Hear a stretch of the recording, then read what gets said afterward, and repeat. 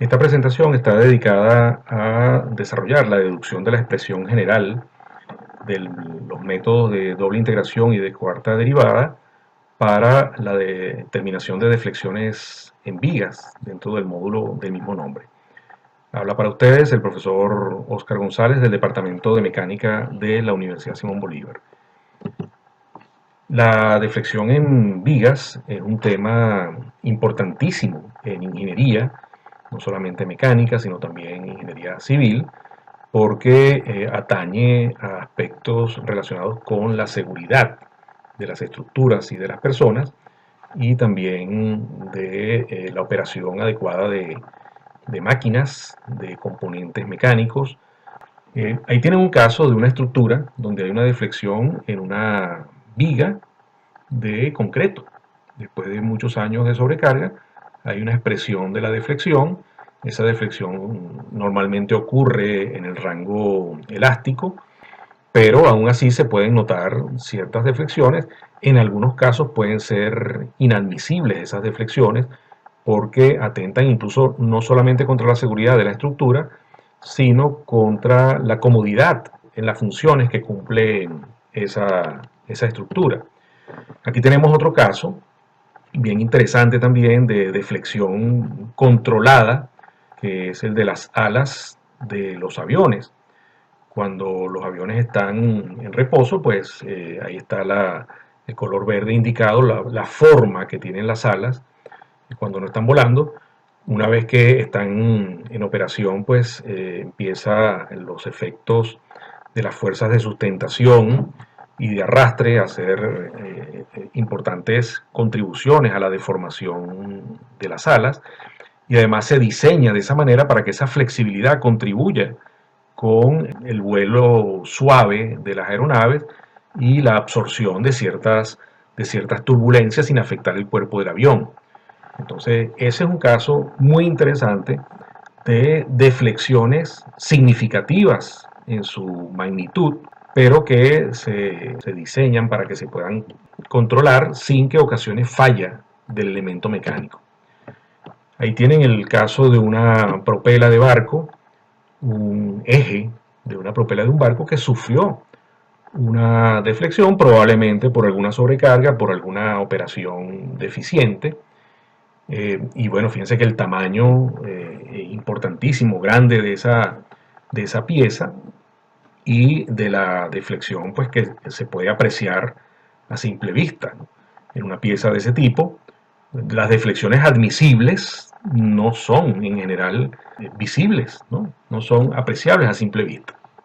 Aquí tienen esta misma pieza que se pudo, en ese enlace que tienen ahí lo pueden consultar, se pudo reparar, digamos, utilizando, según ellos dicen en la descripción, algunas prensas hidráulicas para enderezamiento y después recubrimientos con soldadura y con otros mecanismos para después rectificar y cilindrar y dejar eso perfectamente alineado. Este es un caso muy interesante, se pueden conseguir videos desde los años 30, 40, el puente, ahí lo dicen, de Tacoma, que es un puente que terminó cayéndose. Ahí tienen una foto del puente cuando estaba manifestando, recibiendo esas vibraciones, esas deflexiones, esas deformaciones tan grandes, producto de las cargas de viento. Entonces hay que tener en cuenta en estructuras civiles, incluso no tienen que ser estructuras muy complejas, hasta un letrero en la vía pública puede tener cargas importantes de viento y también obviamente debe resistir, en los casos donde sean zonas sísmicas, resistir las cargas sísmicas para que no ocurran desastres, ¿no? Entonces ahí tienen un caso muy interesante de un puente que se vio afectado por las deformaciones, las deflexiones que sufrió y que no estaban previstas en el diseño en cuanto a su magnitud por las cargas de viento. Hay otra gran cantidad de casos donde las deflexiones se pueden considerar, incluso pueden ser necesarias para la operatividad de ciertos componentes mecánicos. Aquí tienen otros casos adicionales. Ahí está el salto con garrocha, por ejemplo, es un caso donde se utiliza un elemento, la deflexión elástica de ese elemento para lograr un impulso y obtener un resultado en cuanto a la altura del salto de la persona. El salto con garrocha pues es una práctica muy antigua, ni siquiera corresponde a los Juegos Olímpicos modernos, sino que es anterior a eso, y se basa en eso, en el aprovechamiento de la deformación elástica de una pieza para aprovechar esa restitución elástica e impulsar a una persona a obtener un determinado salto. Aquí tienen otro caso en el terreno de lo deportivo. El trampolín es otro elemento donde se aprovecha la deformación elástica para conseguir el impulso y un determinado performance, un determinado desempeño desde el punto de vista deportivo. Este es un caso interesante porque aquí se tiene que lograr un compromiso en el caso de la gimnasia, también en el caso de la garrocha, obviamente, entre las dimensiones de la barra y el peso que va a soportar, porque la barra tiene que tener unas dimensiones que permitan el agarre de la gimnasta y a su vez entonces esa deflexión que está ocurriendo en algunos casos, en algunas rutinas de gimnasia, también se aprovecha esa elasticidad para algunos desempeños. El tema del cálculo de las deflexiones en viga, fíjense el caso de los parachoques están diseñados para que se puedan deformar una gran cantidad, no solamente dentro del rango elástico, sino también del rango plástico, para garantizar la seguridad, la integridad fundamentalmente de las personas y en segundo lugar del resto del vehículo. Entonces el diseño tiene que estar previsto para recibir unas determinadas cargas, obviamente pues tiene sus límites, sin afectar la integridad de la persona. Luego tenemos casos donde, por ejemplo, fíjense, desde el punto de vista decorativo o estético, hay deflexiones que aunque no van a comprometer la resistencia de un elemento, sí comprometen eventualmente la estética o la comodidad de ese elemento. Entonces ahí tienen una sobrecarga desde el punto de vista elástico, porque no ha ocurrido una deflexión en el rango plástico de unas repisas, ¿no? Pero a su vez el diseño permite todo y entonces eso también quería dejarlo como enseñanza. Se puede más bien aprovechar la deformación, la deflexión de algunos elementos dentro del rango elástico o incluso en el rango plástico para la misma función que está cumpliendo, por ejemplo, esa repisa que tienen ahí, ¿no? Entonces, el tema de las deflexiones sirve o se utiliza o tiene importancia para diferentes campos de la técnica, de la vida cotidiana, de la movilidad y de múltiples aplicaciones. Ahora, este modelo que vamos a desarrollar para determinar con bastante nivel de precisión las deflexiones que pueden ocurrir en una viga, son las condiciones del modelo, aplica a vigas con eje longitudinal recto, cargadas con fuerzas laterales o transversales. El efecto que produce es que la viga se deforma y toma una forma curva, como la están viendo en esa ilustración, que justamente es una ilustración de un banco de pruebas para hacer ensayos de flexión en laboratorios. Y esos bancos de pruebas pues existen en grandes magnitudes, incluso se pueden someter a prueba pues vigas de gran magnitud reales para ver cuál es su desempeño. En Venezuela existen diferentes laboratorios donde eso se puede hacer. En la Universidad Central está el Instituto de Materiales y Modelos Estructurales y en muchas otras universidades del mundo también. La curva que desarrolla la viga una vez que está sometida a esa carga de flexión es lo que se conoce como curva de deflexión de la viga. El objetivo de este módulo, de este tema, es obtener la ecuación de la curva de deflexión, de esa curva de deflexión, y determinar las magnitudes de esas deflexiones en puntos específicos de la viga, obviamente en aquellos donde interese cumplir con algunos requerimientos de espacio o de comodidad o de seguridad.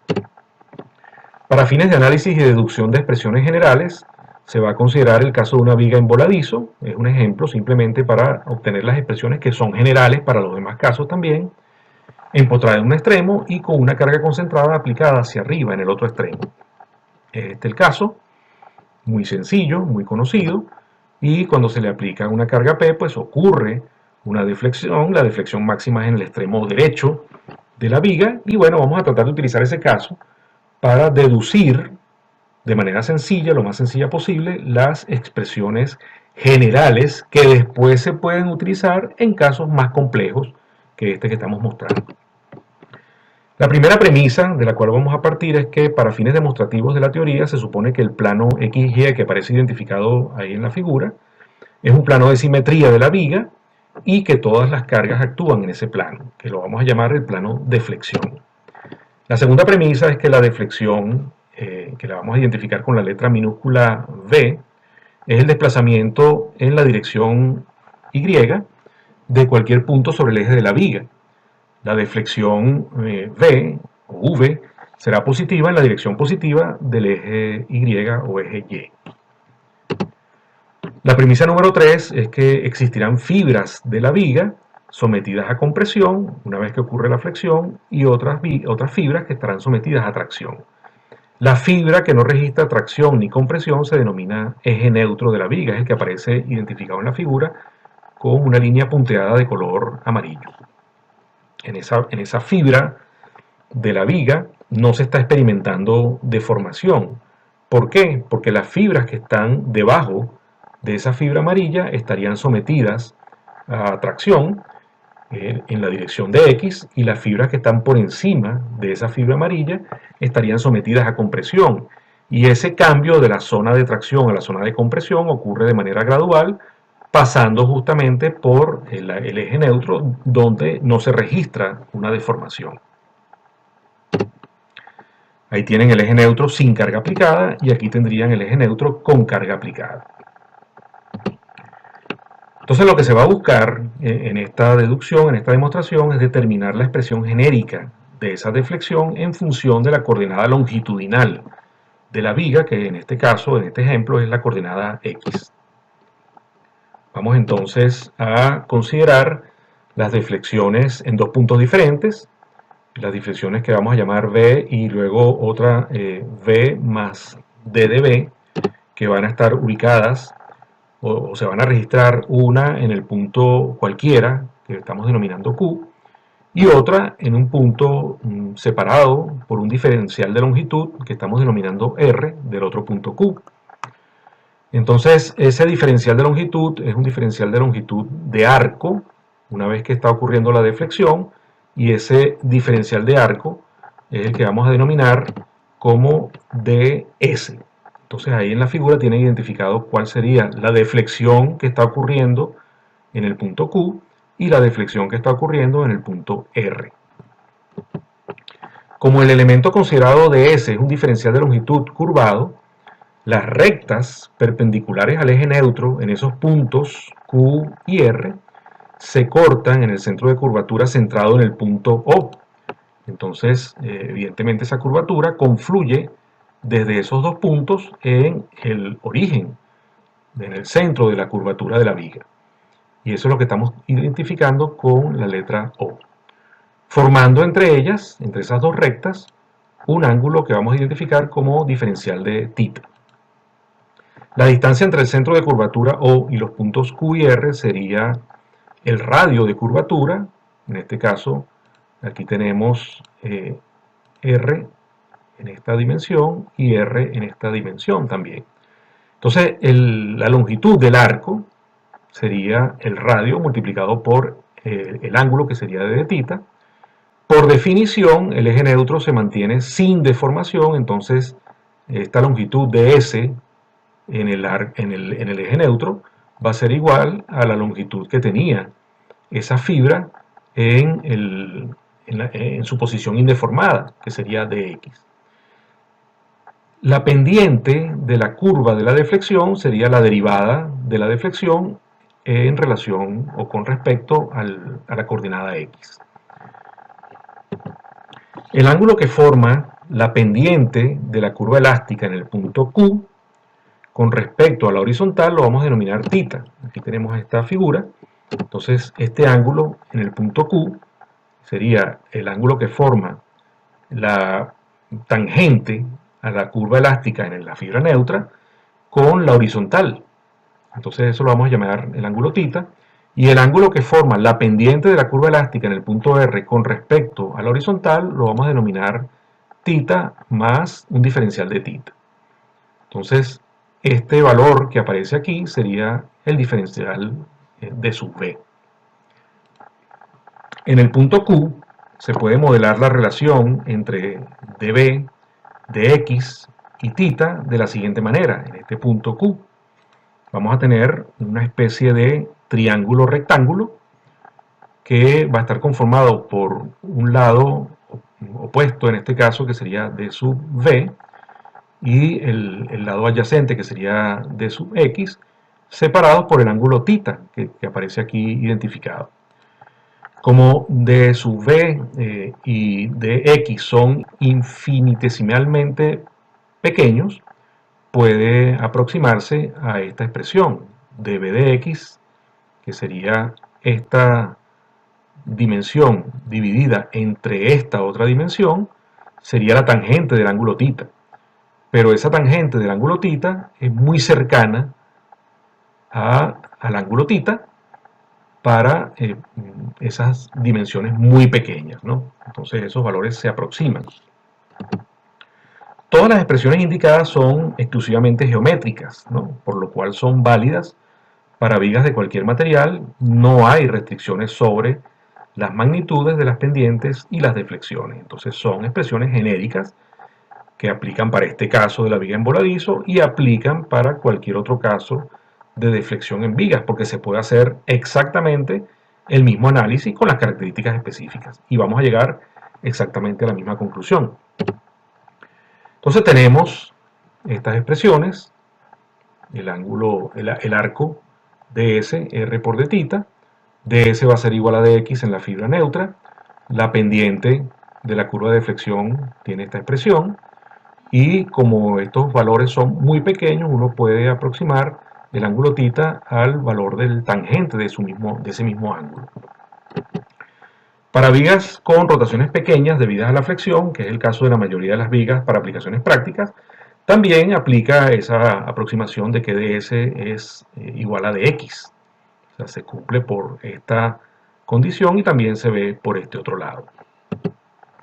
Como ds es igual al radio por el diferencial de θ y ds se aproxima al valor de dx, entonces podemos decir que r, despejándolo de esta expresión, va a ser igual a dx o a ds dividido entre dθ. Estamos despejando r de esta expresión que está aquí.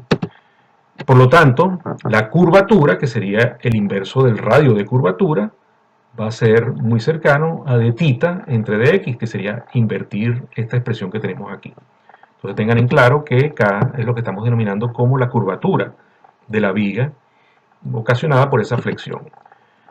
Como el valor del ángulo es muy cercano a su propia tangente, entonces, y esto va a ser igual a dB entre dx, a la pendiente de esa curva elástica, entonces podemos decir que este valor de dθ de x que tenemos aquí identificado, que a su vez es el valor de la curvatura o el valor del inverso del radio, va a ser igual a la derivada segunda de v con respecto a x. Es decir, estamos derivando esta expresión, estamos derivando θ y al derivar θ, utilizando esta expresión, obtenemos la segunda derivada de la deflexión con respecto a la coordenada x. Entonces, tenemos ya esta expresión. Ahora, a nosotros nos interesa correlacionar las deflexiones con el momento flector que se está produciendo. En esas expresiones que son absolutamente geométricas, no aparece reflejado el valor del momento que se está produciendo en la viga. Entonces nos interesa obtener la deflexión, pero en función del momento flector. Y esto siempre para el rango elástico. Recordamos que en el rango elástico la expresión del momento flector resultante sobre un área de viga determinada en función del esfuerzo que produce dicho momento se puede escribir con esta expresión. Es la integral sobre el área transversal de la viga que se esté considerando del producto del esfuerzo aplicado en esa sección por la coordenada y o y del punto o del elemento diferencial de esa sección que se esté considerando, multiplicado por el diferencial de esa área, de esa sección que se esté considerando. Esto lo pueden repasar del curso anterior de mecánica de materiales, que corresponde al tema de momento flector.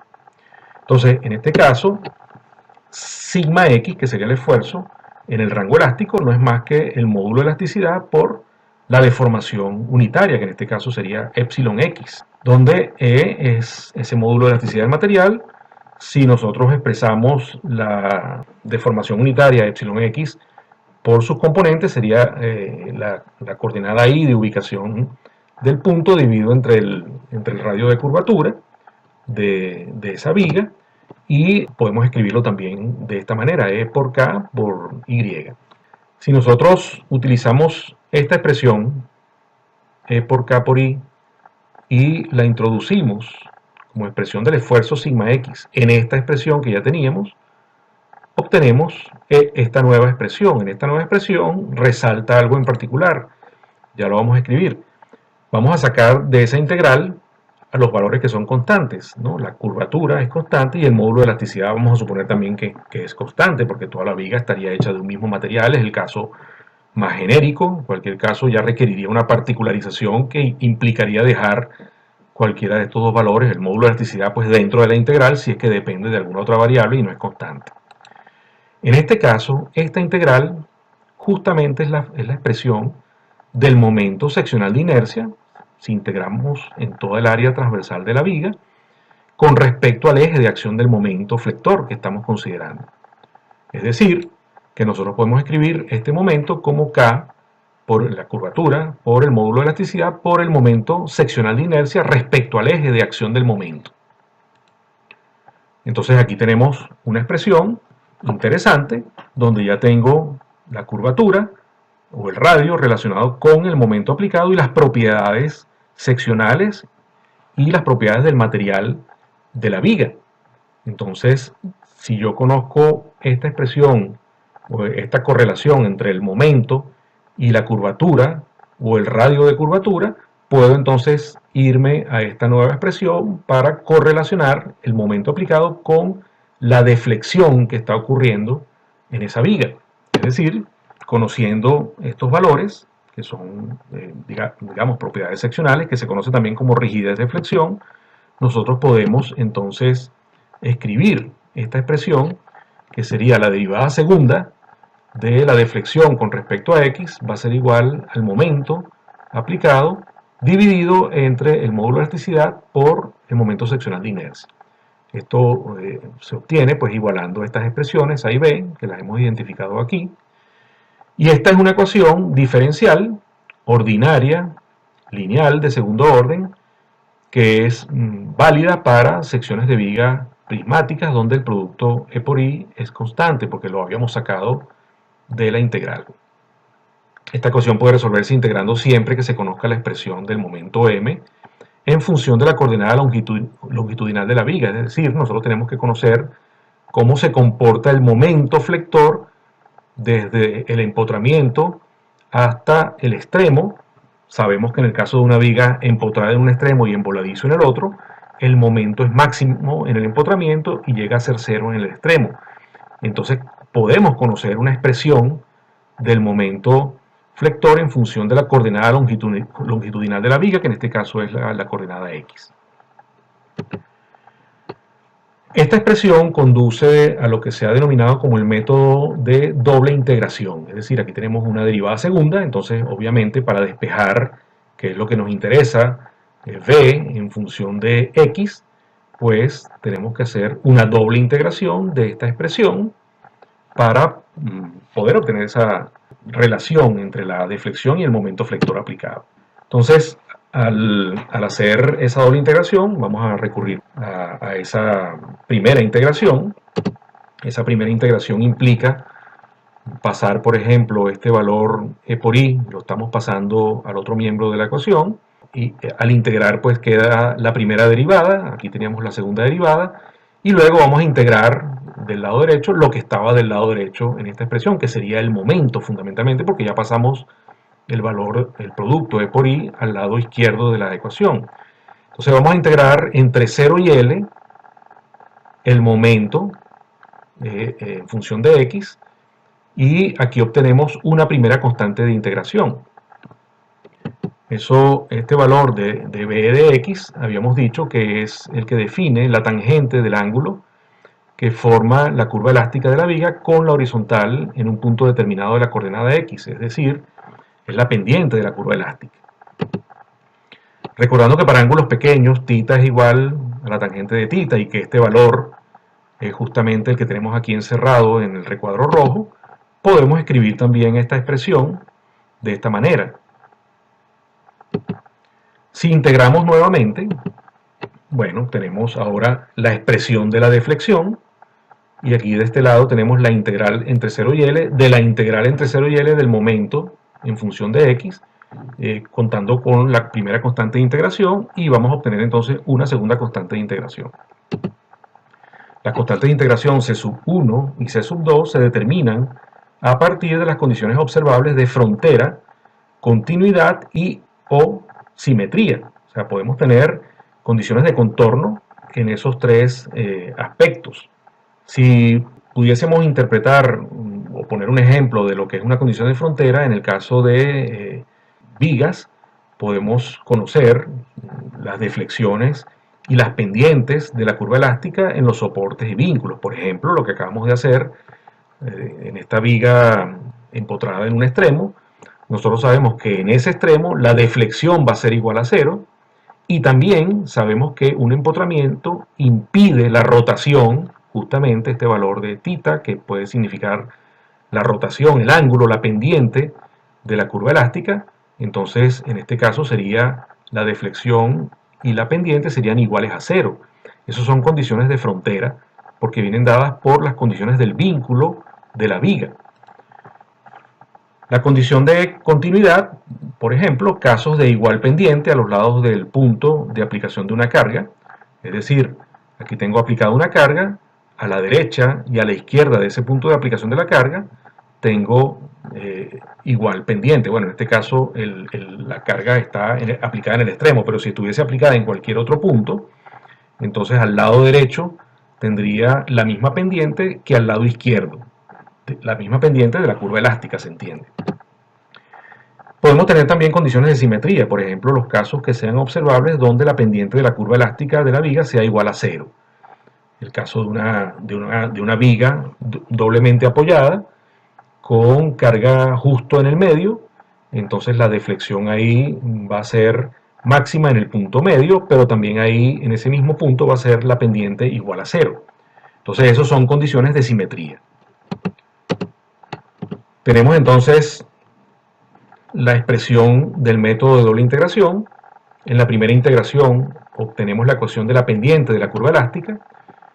En la segunda integración obtenemos la expresión de la ecuación de la deflexión de la curva elástica. Las constantes de integración pueden ser de frontera, de continuidad o simetría, y ahí tienen ejemplos de esas condiciones de contorno para la determinación de las constantes de integración. Ejemplos de determinación sencilla de condiciones de frontera, pues ya los habíamos mencionado. La viga de longitud L en voladizo, empotrada en un extremo y con carga puntual P aplicada en el otro extremo.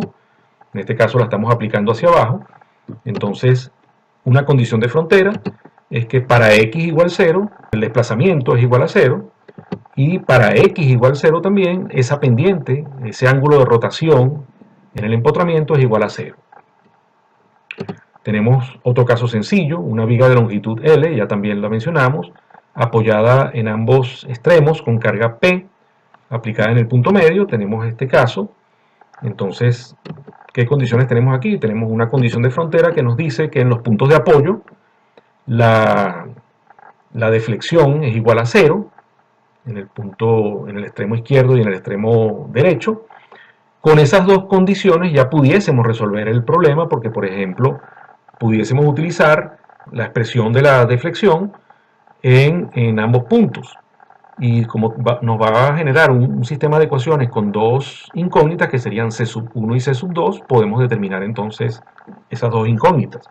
Pero también tenemos una condición de simetría que también la podemos utilizar en combinación con alguna de las otras que tenemos arriba. Esa condición de simetría es la que establece justamente que en el punto medio, en el punto de L, x igual a L medios, la pendiente es igual a 0. Ahora bien, vamos a definir unas convenciones para signos de las cargas que se utilizan en estos métodos. Estas convenciones pues son arbitrarias, son discrecionales.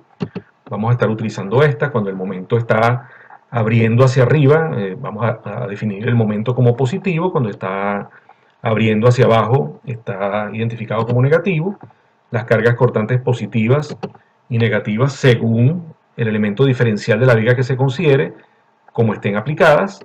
Y también para el caso de cargas distribuidas, si están actuando hacia abajo, la vamos a llamar a considerar como positivas. Si están actuando hacia arriba, las vamos a considerar como negativas. Entonces, las relaciones entre las cargas aplicadas, esta también la pueden saber del curso anterior de mecánica de materiales.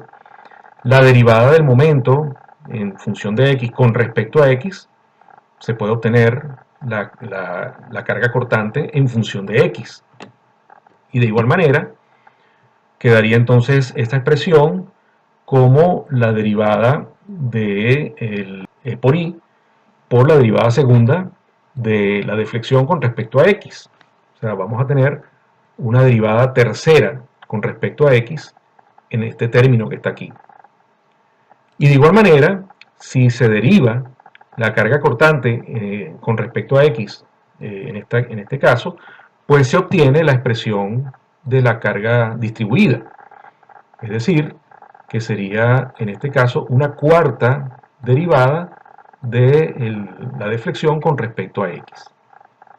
Entonces, a partir de esta expresión, pasamos E por I al miembro izquierdo de la ecuación y obtenemos la expresión que ya habíamos identificado como del método de doble integración. Pero igualmente podemos tener esta expresión que sería obtenida a partir de la ecuación que involucra a la carga cortante, y en este caso pues nos quedaría la deflexión, la derivada tercera de la deflexión con respecto a x, y después tenemos de la expresión que involucra a las cargas distribuidas, podemos obtener esta expresión que sería la derivada cuarta de la deflexión v con respecto a x. Aquí falta la x. Entonces, en este caso, podemos simplificar la expresión de la segunda derivada con v2'. Esto se llama la ecuación del momento flector. En este caso, v3', que sería la tercera derivada con respecto a x, que involucra a la carga cortante, sería la ecuación de la fuerza cortante. Y en este caso, es lo que vamos a denominar como la ecuación de la carga, que involucra a cargas distribuidas. Esto es lo que se conoce. Esta expresión, así como esta, que proviene de la segunda derivada y al integrarla dos veces, se conoce como el método de doble integración. Este que está aquí, bueno, simplemente por diferenciarlo del otro, no se conoce como de cuarta integración, sino como método de la cuarta derivada. Es simplemente un nombre bajo el cual se está identificando a ese método. Este es un método que es particularmente útil cuando hay cargas distribuidas Q aplicadas en la viga. Y también para este mismo método se pueden utilizar, obviamente, como vamos a tener que integrar 4 veces, lo cual representa una complicación desde el punto de vista analítico, pero es una simplificación cuando tenemos cargas distribuidas que no las contempla o no es fácil contemplarlas con el método de doble integración.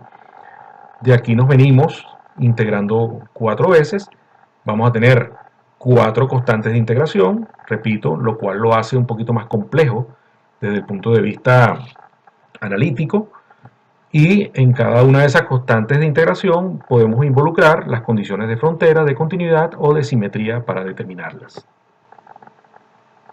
De esta forma concluimos la presentación sobre la deducción de la expresión general para la determinación de la deflexión en vigas en función de las cargas aplicadas. En los próximos videos estaremos desarrollando algunos ejemplos prácticos de utilización de estas expresiones.